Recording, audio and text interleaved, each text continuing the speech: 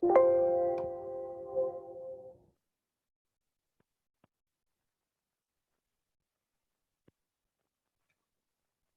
the time to join us for our, what would normally be our monthly chamber lunch, but obviously doing that virtually, hopefully from the comfort of your own home with a good meal. So we'll get started here. Our presenting presenter today is Central Bank of the Midwest. We want to thank them very much because of their incredible load and response with the PPP.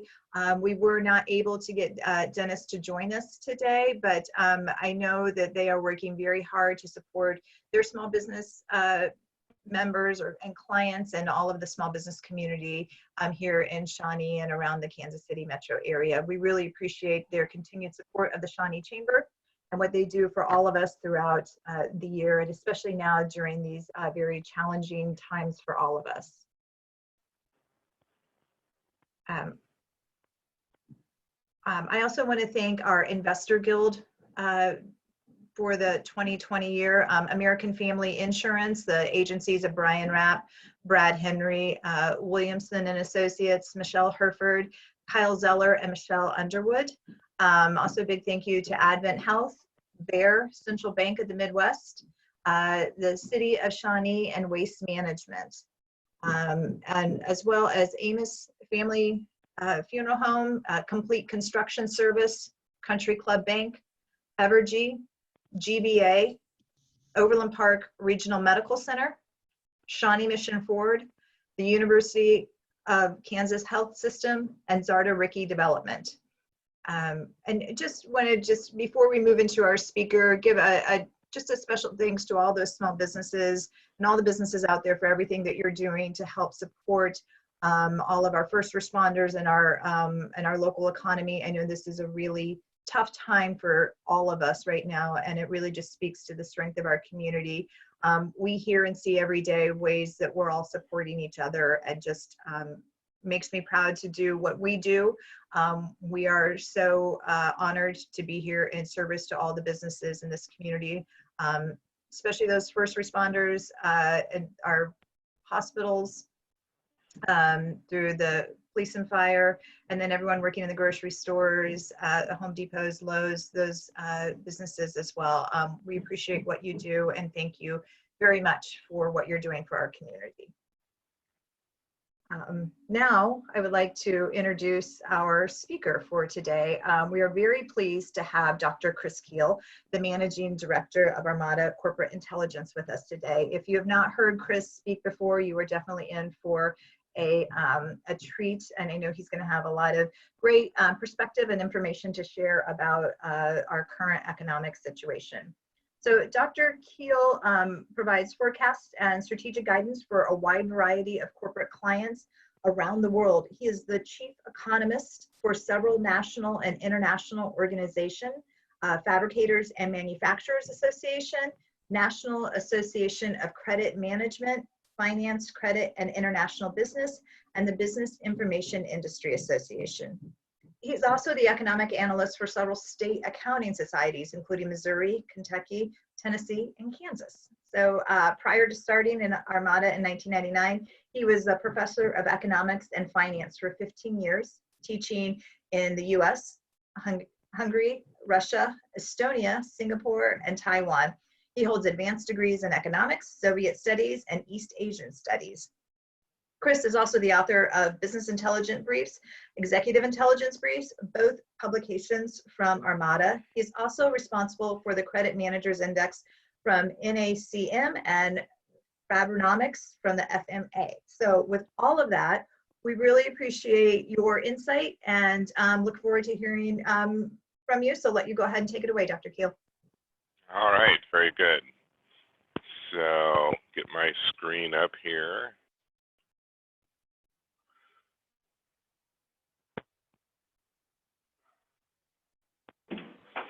So here we are in, I think it's like week 74 5, it feels like, of the COVID crisis. It hasn't been that long, but that's what it feels like. We are currently dealing with what has been referred to for years as a black swan. We are hoping that the black swan is getting ready to leave, but that remains to be seen. The black swan concept is something that economists kind of stole from the philosophers maybe 20 years ago, and it refers to what is an unexpected, expected event.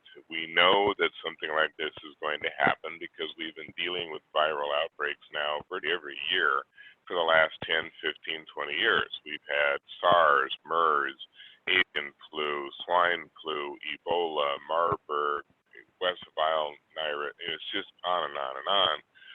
So it's not a big shock that we would have another viral infection. We deal with flu every year. The difference is we didn't know exactly how it was going to manifest. We didn't know when it was going to show up. We didn't know the particulars, and that has always made preparing for a black swan event troublesome. We don't quite know what we're dealing with until it arrives.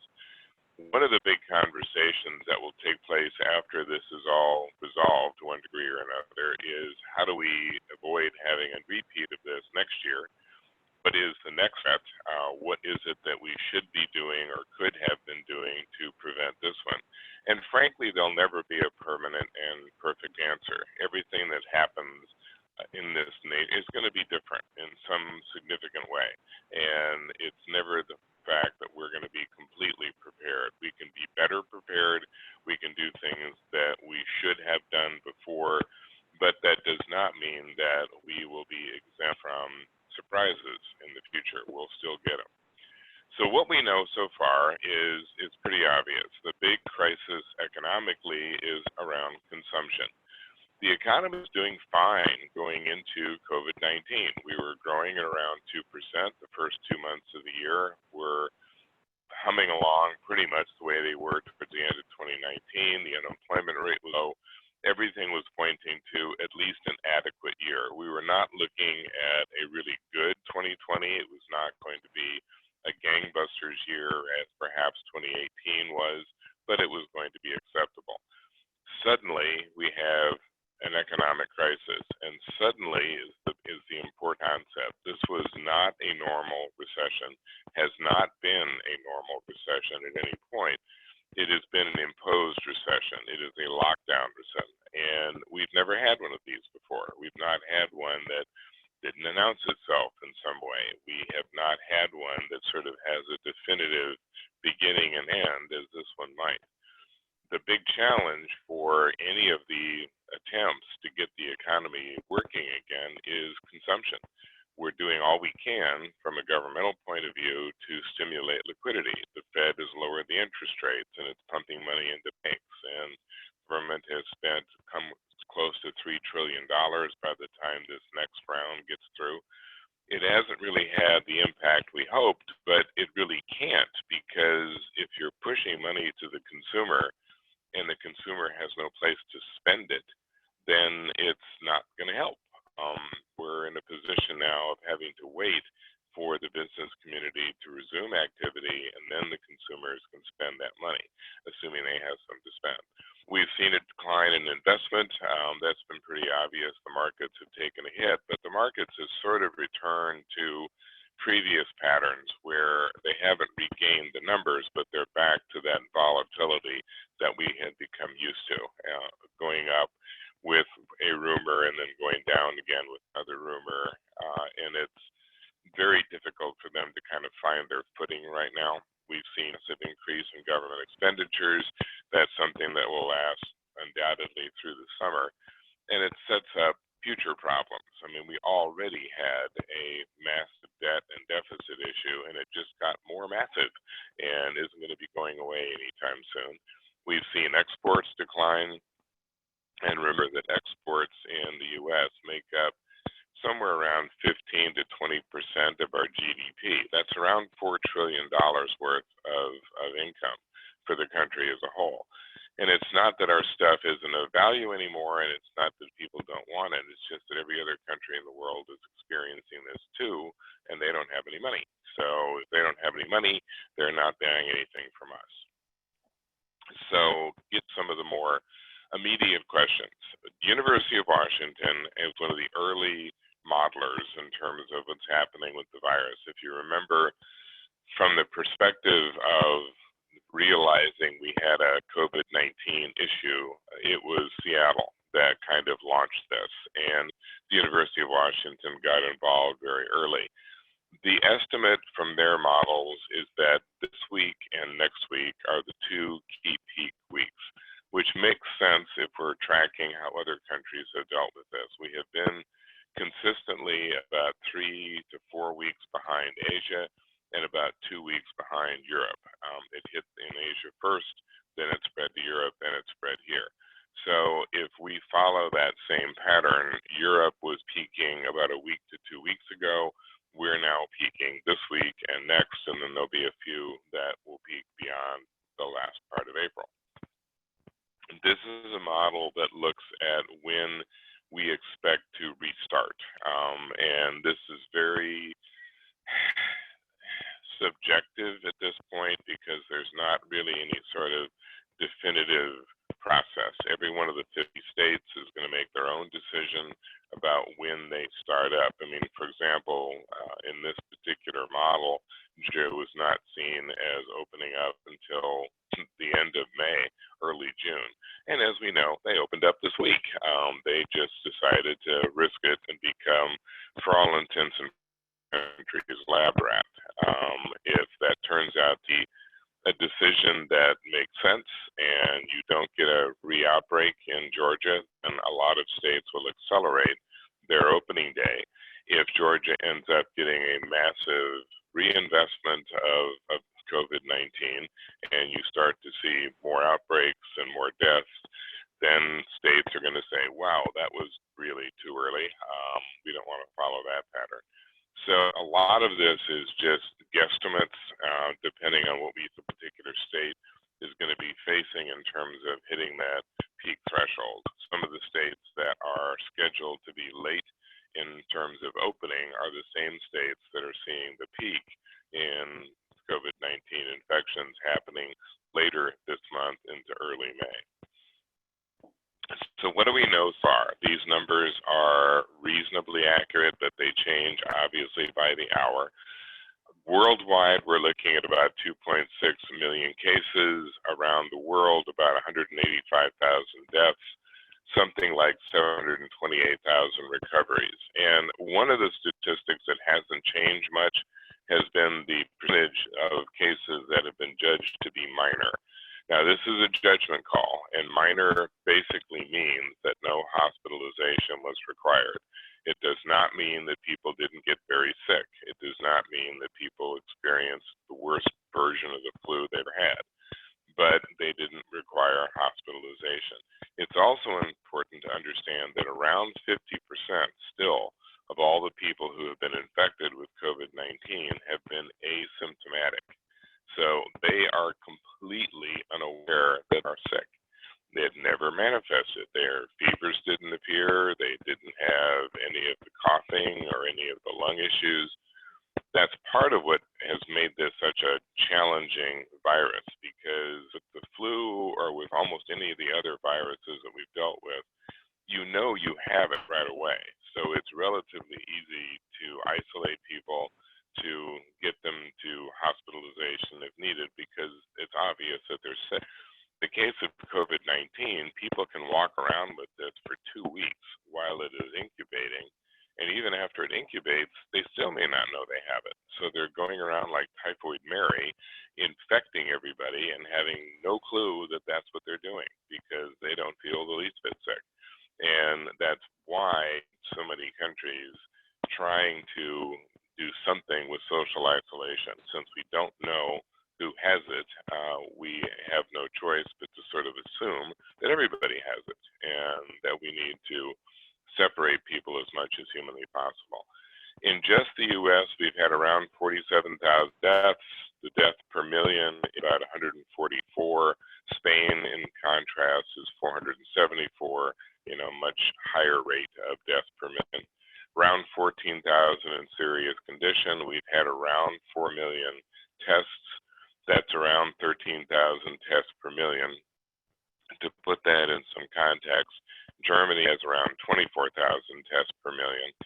The most thoroughly tested country in the world, by the way, if you want to go someplace where everybody knows what everybody's dealing with, it would be Iceland. Iceland has tested 160,000 per million, which puts them in the lead. It helps to be an island and it helps to be small. So it is a little bit predictable that this would be a more advanced testing location. We've had around 84,000 recoveries, something like 700,000 active cases.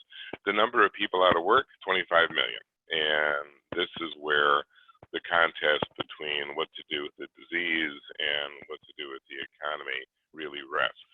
We'll come back to employment periodically, but one point to make is that the vast majority of the layoffs so far have better been categorized as furloughs, roughly 80 to 85%. And the difference between a furlough and a layoff is kind of a semantic issue, but it does matter. Furloughs assume that the person who has been laid off is going to be brought back at a particular point. Most of the companies that have been laying people off have been telling their employees, as soon as we reopen, we will rehire you. This is not too dissimilar to what happens with the auto industry every summer when they shut down plants for retooling. And they tell all the workers, you're fired. The plant is closed. And they all go on unemployment for a month or two or three, and they all come back to work when the plant retooling is done. The vast majority of the companies that have had to lay people off were forced to close. They have no choice. The hotel is shut down. The theme park is shut down. The offices have been shut down. They will reopen. And when they reopen, they need their people back, and they need them back immediately. So we're counting on this 85% recovery when the economy is allowed to move past the lockdown recession. That still leaves around 15 to 20% of these people without jobs for real. Their companies have gone out of business, or there have been changes that mean that their jobs don't come back. We are still not dealing with a recession that is as bad as the one we had in 2008. And part of it is because of the artificial nature of this recession. The 2008 recession was a typical, classic, miserable recession. It was announcing itself a year ahead of time. It was a financial collapse. It was a very long time in departing. We were not dealing with any sort of a V or a U recession, which are the preferred models. We had a good old-fashioned L. It went down in a hurry in 2008 and didn't really recover until 2016, 2017. It was 2017 before we recovered the 9 million jobs that were lost in 2008. I mean, that's nearly a decade in terms of getting the jobs back. We're looking in this recession of probably getting the majority of those jobs back within months, maybe weeks, depending on how fast companies are allowed to reopen. We know where the vulnerability is, and that's going to be informing our future response.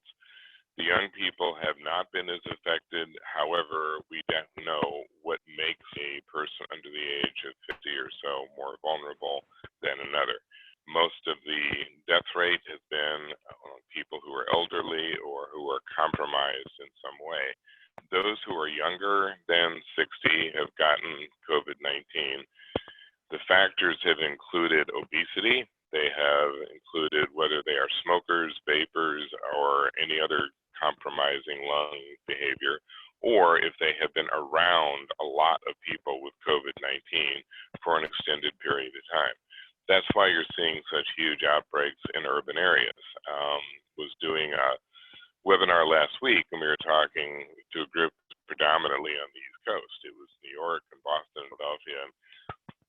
I mean, people have there's almost no way to avoid a crowd. I mean, they were talking about, how do you even get around in a place like this without being at risk? I mean, you're going to take subways and buses, and they're asking me, and I said, well, I live in Kansas City. We don't have subways.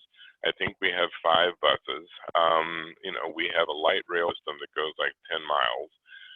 We're not exactly the mass transit population of the United States. I mean, we're jumping into our cars and we're driving. So unless we are going to a place where there's going to be a crowd, it's relatively easy to avoid crowds. And that's one of the reasons that the outbreak has been less severe in more lightly populated areas. We have seen promising trajectories, and this is a crucial first step. We have definitely seen it in the Asian countries where they have reached peak and are now starting to decline. We want eventually to see that nice little bell curve where it starts to go back to where it was before. We haven't really seen that universally, but for example, in Wuhan, which was where this really originated, they have hit the bell curve. They hit the peak about the latter part of February, early March, and they have been declining ever since. And while we're talking about China, one of the critical issues has been whether or not we trust the information coming from China. And early on, we definitely could not. The Chinese were obfuscating, they were outright lying. Initially, it was the regions lying to Beijing. They did not want the central government to know how out of control they were back in the hinterlands, but then China itself began trying to keep it from the world as a whole. The data that's coming out now is a lot more trustworthy, but it's simply because China is now overrun with World Health officials. You have the CDC is there, the WHO is there, the Japanese Health Ministry is there, the European Health Ministry is there, the Australian Health Ministry is there. I mean, the Filipino Health Ministry is, everyone is there. And they're the ones who are collecting the data now. They're the ones who are checking out how many new cases, who's infected. And that's why you've gotten periodically these little jumps where the health ministry from somewhere else has come in and said, okay, you weren't counting that as COVID-19, and it clearly was COVID-19, so you need to count it, and then the numbers get adjusted. But even with all that, you've seen that decline. You're starting to see it in Europe, and then if we follow along the same pattern, we should be seeing it in the next week or two. So here is the ultimate slide. This is what we're dealing with. We are dealing with 2 crises, both of which are very, very serious, and it is impossible to do something that's helpful for both of them at the same time. Anything that we do to make the medical situation better, anything we do to control COVID-19 is going to make economic recovery worse. Anything we do to speed up economic recovery is going to make controlling COVID-19 worse. So it's the proverbial rock and hard place, and any decision that gets made is going to be at the expense of one or the other of these or both. The more that we contain, the more likely it is that we keep the virus under control. Containment, however, means keeping things closed and keeping people away from each other, and that jeopardizes the economy. As the economy begins to recover, well, the exposure increases and the opportunity for the virus to spread increases. So there will not be at any point a real, quote, solution. There will be a trade-off. There will be a vision that we can tolerate this much infection, we can tolerate this much economic slowdown, and trying to reach a happy medium. And that's not really going to make anybody happy. People who are very concerned about the health implications are going to be, what an outrage. How dare you bring things back to normal and put my relatives and my parents and everybody at risk. And meanwhile, the small business owner is going to say, what do you want from me? If you keep everything shut down, talk about risk. I'm going to go out of business. All of my employees are going to lose their jobs. I'm going to lose all of my money. And I'm here to tell you that starving to death is just as fatal as COVID-19. That tension is only going to increase as we get closer and closer to making a rebound decision. So we have seen some companies being relatively immune to this, not many. Most of them are in the category of having seen their business revenues decrease by more than 10%. There are around 10 to 15% who have not noticed any particular kind of impact. They are in kind of golden sectors right now. Obviously, no care would be one of those, but you also have seen very little change in some very basic services. I mean, for example, waste disposal.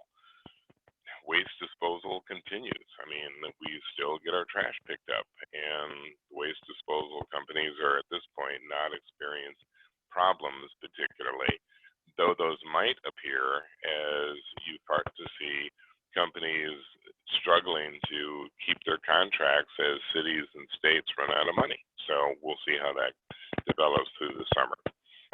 So ending the lockdown session is going to be some form of a phased approach. We don't know quite yet what, because it's going to vary. All 50 states are going to have their own particular orientation. Most likely, you will see other retailers come up first, because we already have a lot of retailers that are open, grocery stores and drugstores and hardware stores and all that. So opening up a bookstore or a sporting goods store isn't going to be a lot different than opening those up. Same kind of rules would be established. Next would be restaurants and service establishments, probably with new protocols. People would be seated further from each other in restaurants. There would be more attention to hygiene and disinfectant, different approaches to normal business. Number three, probably opening up conferences and meetings, again with the assumption that there's some control. You can have people separated in a meeting. You have to have everybody bunch up. The very last thing to open up is going to be the large public gatherings where there is no control, sporting events and concerts and parades, because you can't control who's standing next to who. Definitely new protocols on the way. A lot more emphasis on health checks. There's talk about the TSA being expanded to doing health checks as people get on airplanes, taking their temperatures, asking health questions, being able to deny people a boarding opportunity if they are deemed to be sick or under threat. We'll see how that plays out. These are the states with stay-at-home orders, which is most of them. There are a few where there are parts of the state under a stay-at-home order, and then there's a few that really have not pursued any stay-at-home order at all. The ones that are just north of Kansas have now gone kind of into partial category. There are still parts of Nebraska and the Dakotas and Iowa that are open, but there's very few states where it's wide open. The COVID-19 outbreak has not affected the Midwest nearly as much as it has the coasts, for a variety of reasons. One, we don't have the concentrated populations, but beyond that, it's just we've not been subject to the sort of travel pressure that other communities have. We are not quite as vulnerable in terms of the age of the population, et cetera. So right now, parts of the Midwest, parts of the Great Plains are safer in a sense than some of the more highly populated and tightly populated urban areas. We've seen the stock market bounce all over the place. As I said, it's now reacting to all kinds of things, and all the markets are doing this. I mean, it would just absolutely crack me up what the oil markets did yesterday, because they rebounded after this tremendous drop in the price per barrel of oil, which we'll talk about in a minute. But nothing changed. I mean, the demand has not returned. So the reason that the price per barrel of oil fell to negative numbers and ended up kind of resting at about $10 a barrel has everything to do with everything being shut down. It's no demand, and there's no place even to store the oil. The oil markets rebounded for a day because Trump announced that any Iranian warship that attacked an American warship would be destroyed, as if this was a new policy. This policy has been in place for over 200 years. It has always been the policy of the United States to attack anyone who attacks us. goes back to the Revolutionary War. If the British tried to interfere with an American warship, they were attacked. And it's like, and the oil markets are like, oh my God. And I'm thinking, what does this have to do with anything? You know, it's not even that Iran has anything to do with the stockpile of oil right now, because their production has been absolutely hammered by their own experience with COVID-19. But that's how on edge the markets are right now. Any little thing, even if it's fundamentally unrelated, is going to provoke a reaction, which is usually a shock to the person that instigated it. I mean, you can almost tell the administration is like, why are you even responding to this? I mean, we didn't expect this.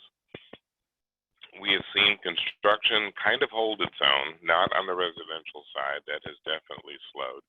But the commercial side is still sort of accepting the notion that there'll be a recovery, and they don't really to stop their development in mid-project. So institutional commercial is still kind of hanging in there, but with a certain amount of trepidation. They're not really starting anything new, but they're continuing to work on the things that have been already in the pipeline. Manufacturing is not a huge part of the construction sector anyway, but it has basically behaved the same way, kind of hanging in there. The areas that have been most affected, again, it doesn't take a rocket science to figure out, probably a short-term impact on things like education and manufacturing. And education is only short-term because of the timing. This is happening during the slow period for education. The real damage to education was March and April. Now that we're into May, June, July, August, this is not a period of time that the education establishment is in high gear anyway, and they're sort of hanging on, waiting for the fall. Manufacturing, data centers, healthcare, warehouses, they're all kind of hanging in there depending on what sector they feed into. More direct impact, anything in the hospitality and leisure sector. Hotels, tourist destinations, offices have been affected. Again, because you don't know how to have people participating and getting involved. Retail has taken the biggest hit, and they will continue to be the most hard hit until things are allowed to open. And so we're not surprised at all that retail is taking a hit. Global trade impact depends on timing. If we get through this in a short, sharp V-shaped recovery, we're back to normal by end of this year, beginning of next. If we don't recover until summer or fall, then we get the short, sharp downturn, but it doesn't come back to where it was previously. We have jobs that are vulnerable to layoffs during COVID-19. And again, none of this is a surprise. Food and beverage services, clothing and retail, support services, automotive, travel and attraction. I mean, anything you can think of that relies on crowds and relies on people assembling in some way or another. This has also been a recession that has hit the lower paid jobs harder than high wage jobs. The recession in 2008 was just the opposite. It hit high wage jobs harder than wage jobs because it was a collapse in the financial sector. It was a collapse in many of the kind of high level manufacturing areas, and it ended up affecting a lot of people in the higher income category. This one has been concentrated in jobs that are in the lower paid service sector. Air travel has been slammed, as one would expect. And this may be one of the things that prompts a change in some of the rules. Part of the reason the airlines have been hit so hard is that they are required to keep flying even though there's nobody on the plane. If they want to hang on to their gate privileges and continue to be part of the airport they fly into and out of, they have to keep their routes intact, despite the fact that there's nobody on the plane. And otherwise, they would just simply have said, we ain't flying because it cost us money to put the airplane in the air. The bailout had about $25 to $30 billion that would be directed to the airlines, and is probably going to come with a proviso that the government will come away with an equity share in the major airlines that are getting this money. This is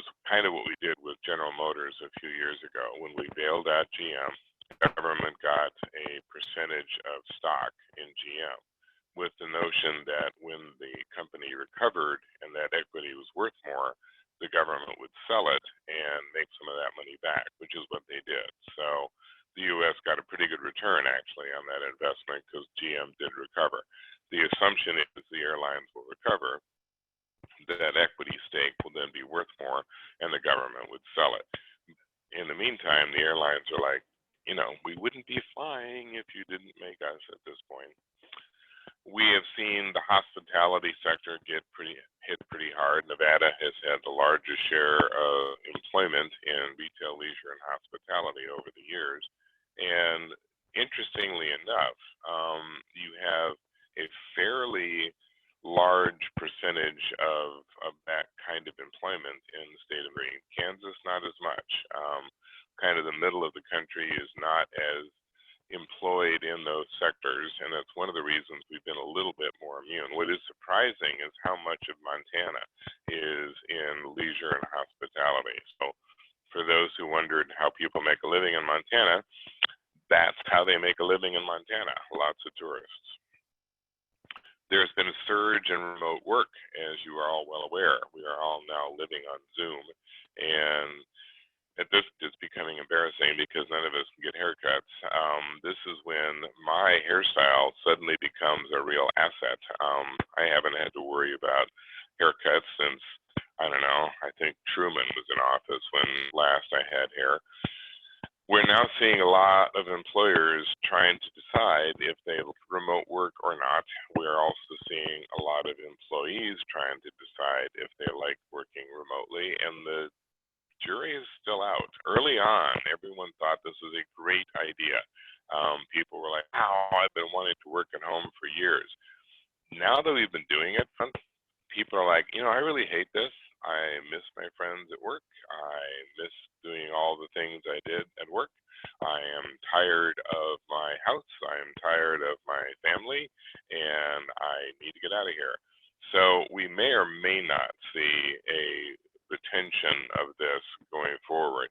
What's likely to happen is kind of a mix where people will be allowed or encouraged to do a certain work at home, but also be working in an office setting the rest of the time. The impact on tourism has been severe.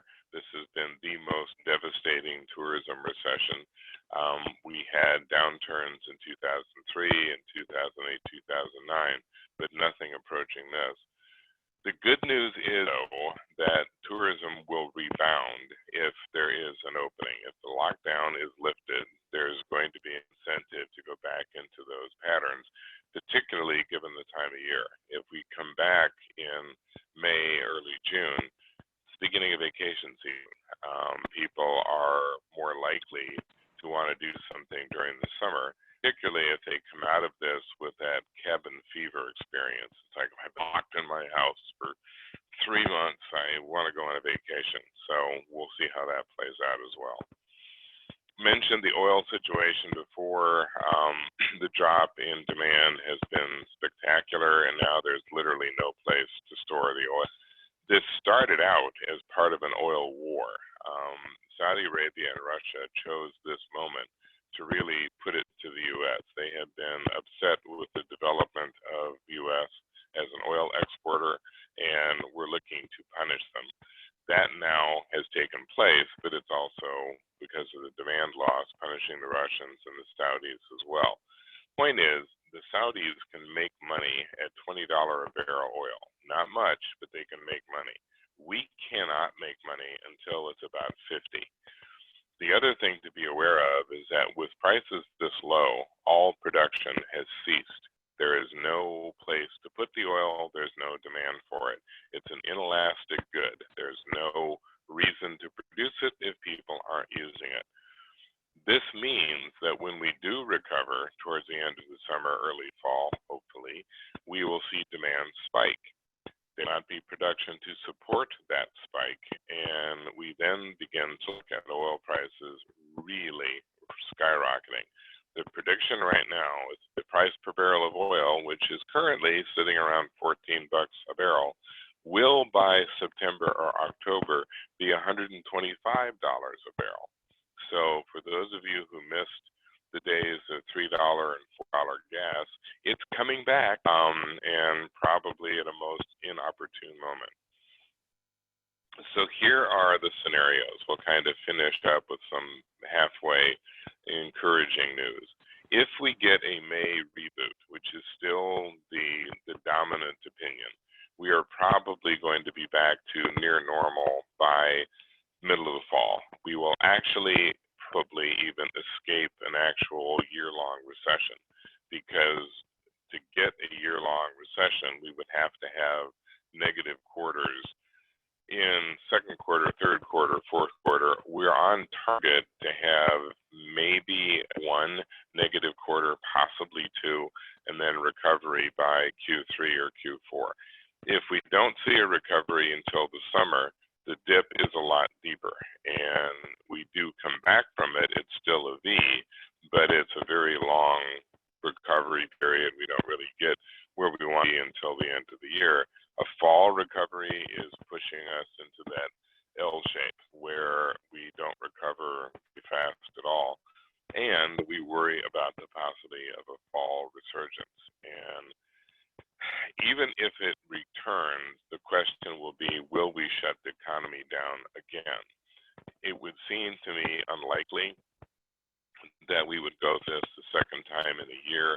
We would probably figure out a way to tolerate the resurgence, but it depends on how bad it would be. I mean, if the numbers became unbearable, then we would be back to try it a second time. Most of the analysts are still looking for some good news by the end of this year and certainly into next. I mean, the IMF had a pretty mediocre prediction as far as the next 3 years were concerned. I mean, they looked at 2019 and said, yeah, we're going to be the same in 2020, about the same in 2021, bounce around to 3%, no big deal. Then we get 2020, which throws us into a negative period for the year. But then look at 2021. That is the classic D rebound. That's saying that when we come out of this, we're going to come out of this at an accelerated pace and end up with twice the growth that we thought we were going to get before the COVID-19 virus appeared. You're getting those same predictions all over Asia. Every single one of these countries had an okay 2019, nothing to write home about, then a complete collapse in 2020. Every single one of them is saying, yeah, we're going to be way better in 2021 than we were in 2019, much less 2020. So they are all experiencing a dramatic rebound. And that's the same thing you're seeing in Europe, and the same thing we're seeing in predictions for the US. Even just looking at world growth, if you look at these numbers, by the time we get to 2021, we're back to where we were. So we're looking at some variation of a V or a U. It could be a lingering problem where we stay down for a while, or it bounce back pretty quickly. It's going to depend a lot on how the consumer responds. And so now if you look at the people who are putting their money behind it, Goldman Sachs, JP Morgan, Morgan Stanley, all of these, they are all expecting a massive recovery in third quarter of this year. All of this, however, is dependent on one critical factor, and it isn't just reopening business. If the consumer does not respond to the reopening, it will be for naught. Every business is basically saying, we're so anxious to get open again. However, if the consumer doesn't come back, we'll be in worse shape than we were before, because when we were closed, we at least weren't spending any money. We weren't paying anybody, we weren't buying materials, we weren't paying for the electricity. It reopened. Now we're paying for all this again, we're paying people again, we're paying our bills again, and if there's no customer, we're in real trouble real fast. So there's going to be a tremendous desire to get the consumer on board as fast as possible. And a lot of us will, simply because we're frustrated with this and we want to go back to our normal lives. But there will be a percentage of people who don't believe that the threat is over. And if that percentage is high enough, then it inhibits people's desire to come back to normal. And that's going to come around to whether people believe the message that they're getting. All over the world, one of the challenges has been, who do you believe? governments are not on the same page. The scientific community is not always on the same page. You've got constant information. Some of it you can trust, some of it you can't. I mean, I was looking through some of these comments about a week ago, and there was this big, long piece that was just like, everybody is wrong, and nobody has this right, and I should know, I'm a doctor, and all this junk. And you get to the end of this massive diatribe, and you find out the guy is a dermatologist. Okay, well, I'm sorry, but I got nothing against Dr. Pimple Popper, but I'm not going to get my information on a viral outbreak from a dermatologist. I would rather listen to an epidemiologist. This is kind of like somebody saying, hey, we need to do brain surgery, and I'm a really good dentist. Good for you. I'd rather have a mediocre brain surgeon than a good dentist at this point. So we're going to have to decide who we believe, and we're going to have to decide kind of in the face of a lot of contradictory information. The media hasn't been a big help, and frankly, the political class hasn't been a very big help either. We've gotten much more consistent messaging thus far from governors than from the national level, but that varies from state to state. We've had very consistent activity in, for example, Kansas, even more so than Missouri, and much more consistency than, for example, Iowa, which has been kind of all over the place in terms of predicting when they get to go back to work. So I leave you with this interesting slide. Got to have a little bit of fun with all this. What is it that people are buying right now? I understand disposable gloves. I get it. Bread machines. Apparently, the way to survive the COVID-19 crisis is to build a toilet paper fort and make bread inside. It's just bizarre. We're out of yeast in the stores, which is weird. We also seen a 307% increase in purchased weights. So there is apparently a class of people that want to come out of this particular crisis buff and are just going to work out. So they're going to buy a lot of weights and eat fruit cups, and then they'll be good to go. The things that are not selling, fairly predictable. Luggage, not a real popular thing right now. Cases, apparently we don't need a briefcase to go from our bedroom to the den, and so we're getting away with that. A lot of decline in things like bridal wear and formal wear and swimsuits, and I'm almost guessing that the tie business has been in decline ever since we're all working at home. So I leave you with this: life altered. The most mysterious thing about this whole episode has been the fascination with toilet paper. I understand hoarding, I really do. I get the notion of preparing for the worst and all that, and I engaged in a certain amount myself.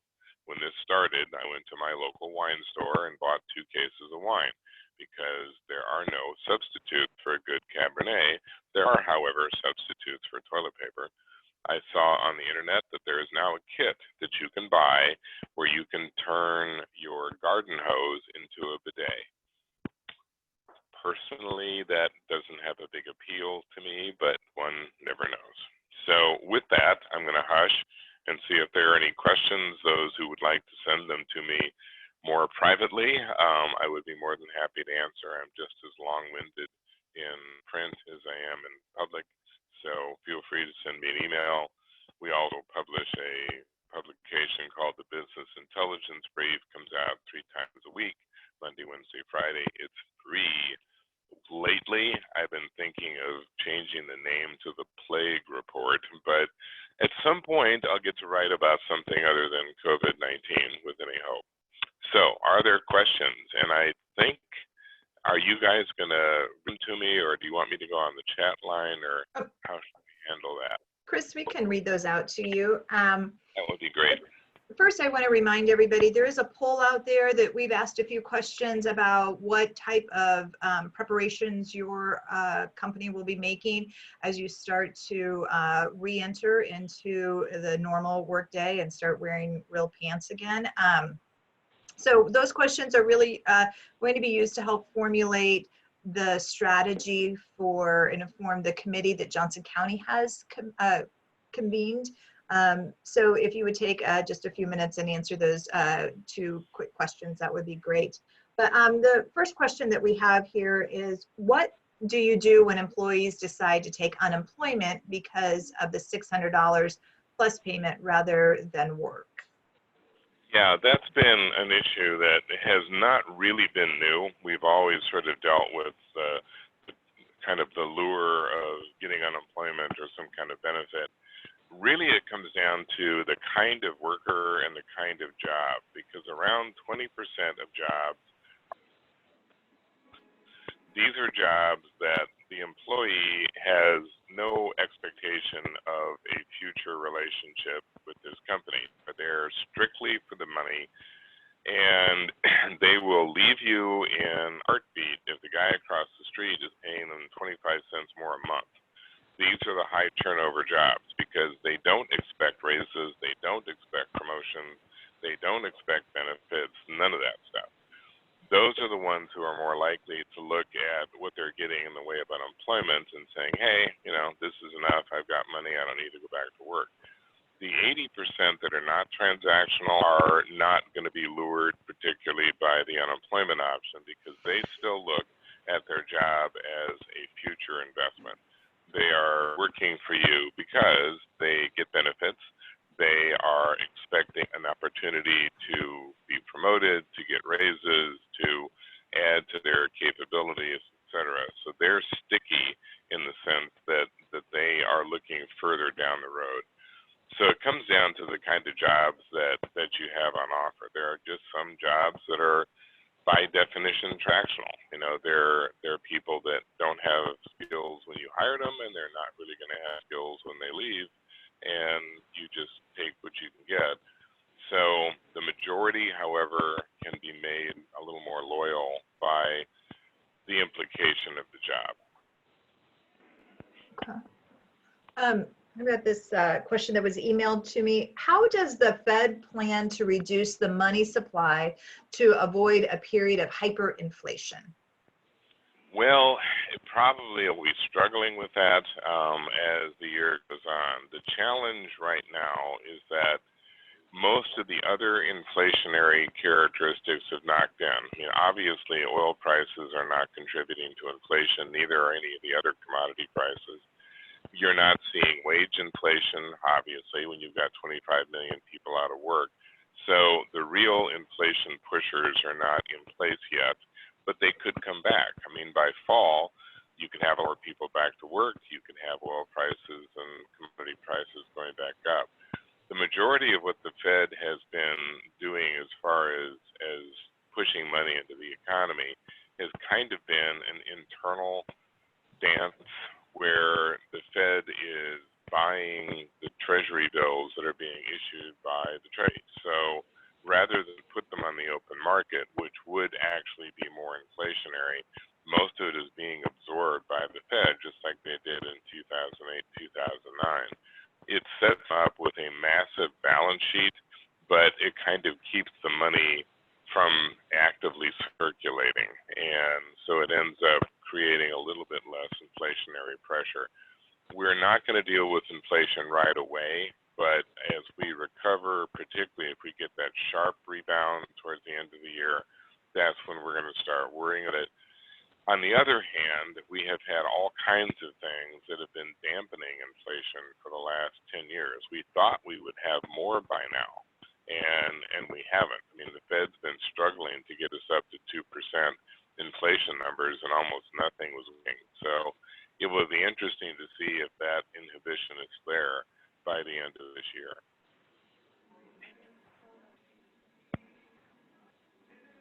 Sorry, I'm on mute. Couple more questions. The hospitality segment has declined approximately between 80 to 90% from previous years. Prediction is it will take close to 3 to 5 years to bring the hospitality sector back to norm. What is your opinion? Yeah, I don't think it'll take anywhere near that. I mean, you look at the logic behind it, and it's like, well, that is assuming a couple of really negative things about consumers. It's saying, hospitality will not come back because we will not travel for 5 years. We're not going to go to Disney World for 5 years. We're not going to leave our home for 5 years. Never, that's ridiculous. We're going to go back to a lot of our behavior right away. What really is going to affect hospitality is probably going to be the extra expense that's going to be required under the new protocols. If you are running a hotel, if you're running an airline, if you're running anything that is going to be harboring groups of people for a period of time, you're going to have to be a lot more attentive to hygiene and cleanliness and sort of figuring out a way to kill viruses. All of that's going to add expense. It's probably going to add to the number of people working for you. It's going to be adding to just the time it takes to clean a room. All of those things are going to be affected. I think the usage will bounce back pretty quickly. Again, if we look at Asia as just kind of a precursor, and Europe to some extent too, people went back to old habits rather quickly. They started traveling right away. They started moving around right away. And these are not the aggressive consumers that we are. I mean, the Asians have always been a more cautious consumer. We have always acted as if money burns a hole in our pocket, so we can hardly wait to spend it. I'm really of the opinion that the hospitality sector comes back to much of what it previously had by the end of this year. We will even see recovery this summer, unless we have an unexpected reluctance on the part of consumers to resume their old lives.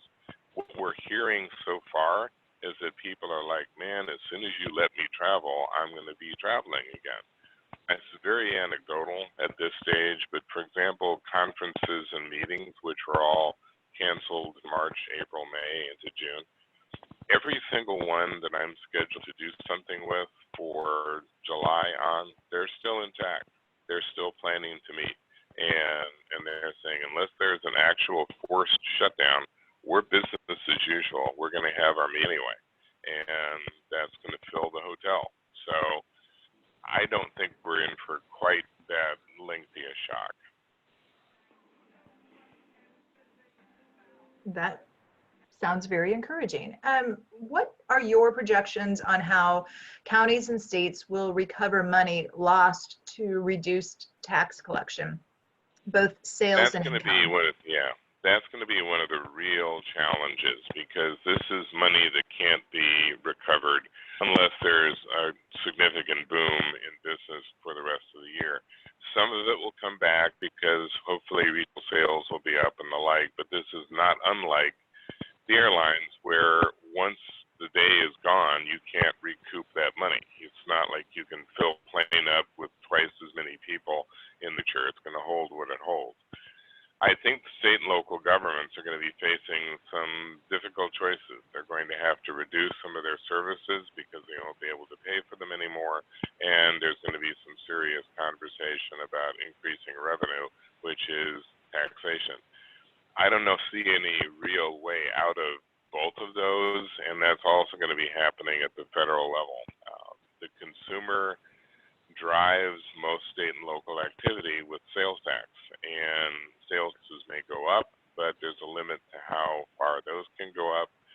It's going to be tough, and as a resident of a state or local community resident of the U.S., we're just going to have to accept the fact that one of the things that will be an aftermath of this is fewer governmental services and higher taxes. Okay, couple more questions and then we will close out here, but there was a comment that surprised to see that education was in the less impacted category. Large universities are reporting losses of up to $1 billion this year. Small colleges and universities have thin margins and lots of enrollment pressures, even ignoring COVID. This seems like a sector that might not ever be the same. What are your thoughts, Chris? Now, again, I don't think that's the case because you've got a situation with the universities, not like people are going to say, oh my God, there was a COVID-19 outbreak, I'm not going to finish my degree. I'm not going to go back to school in the fall. I'm not going to produce. Of course they will. The world has not changed in terms of what it expects in terms of skill development and professions. So the enrollment will almost undoubtedly bounce back in the coming fall, again, if things end up again. I think the only reason that it was put into the category of not affected is timing. This is the time of year when there's less activity in education at every level. The schools are sort of in break mode generally. So they have an opportunity to sort of catch their breath being a slow time of year and gear up for a return in September, October. It'll depend, of course, on where the university is. Some are going to be more affected by others. It's going to depend a little on how people react to their secondary and primary school demands. But again, you've got a culture that is saying, if you really think that I can not send kids to school in the fall, what century do you live in? I have a job. My husband has a job. My wife has a job. I can't stay home. You know, this teach from home stuff we could do for a while, but that's not the way that the world is going to play out from here on out. The schools will reopen. They're going to have to be a lot more attentive to the new protocols. I think that's probably the biggest change coming is the protocol change in terms of hygiene and cleanliness, and I know of dozens of companies now that are developing new tech. I was talking to one yesterday, has a ultraviolet light sanitizing device that you can basically use to sanitize an entire room, and it's something that, you know, a few people bought in the past. This is now the guy says, oh, yeah, we had something like 8,000 orders for this in the last 24 hours. So it's going to be a different environment in terms of how we interact with each other, but most of our habits will sort of have to go back to normal. And let's see, what is the government planning to address the debt created by the bailout funding? And if so, what tools could be used to do so? Well, given the fact that they've had this debt and deficit issue for, I don't know, 20 years, I see that they're suddenly getting an urgency to dealing with it. This is why economists have been referred to as Cassandras all these years, because we kept saying things like, you know, if you have an emergency coming up in the future, you don't have enough money to pay for it. You know, you're going to have to borrow to deal with this. And sure enough, we didn't deal with it for 20 years, and here we are. There's only one way to deal with debt and deficit, and unfortunately, neither one of the options are popular. It means reducing what we spend money on, and it also means increasing taxes. So there is the remote possibility that we can stimulate growth enough to produce more revenue. But even with the old debt, which was around almost 110%, $20 trillion GDP, it would have taken growth of at least 5 to 6% per quarter for 5 years. We have not done that since the 1800s. So, yeah, it's an unfortunate reality that we've been kind of putting off for a while, is that we need more revenue or we need a whole lot less in the way of government spending. And given the fact that the things that gobble up the most government spending is Medicare, Medicaid, Social Security, and the military budget, I don't know what you cut.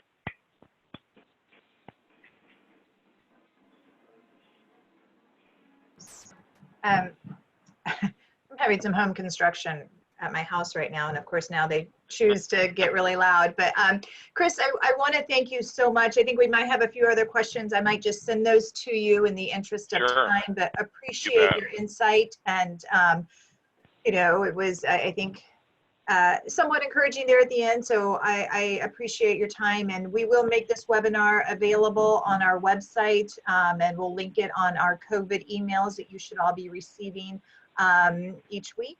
I would like to introduce right now Dennis Monahan, the president of Central Bank of the Midwest. Dennis, thank you so much for sponsoring today's event, and would like to allow you a couple minutes just to update us on what Central Bank is working on.